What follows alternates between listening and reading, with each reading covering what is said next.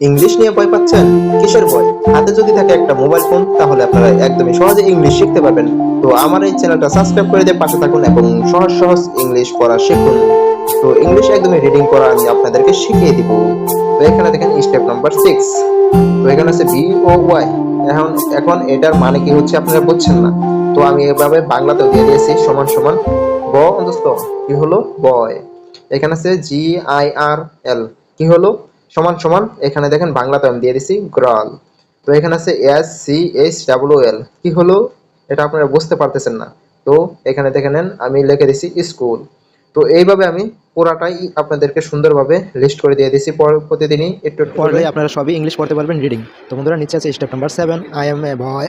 মানে দেখো বাংলাতে আমি দিয়ে দিয়েছি, তোমরা এভাবে ভালোভাবে ভিডিওটা অফ করে ভালোভাবে সুন্দরভাবে পড়ে নাও এবং শিখে নাও ইংলিশ।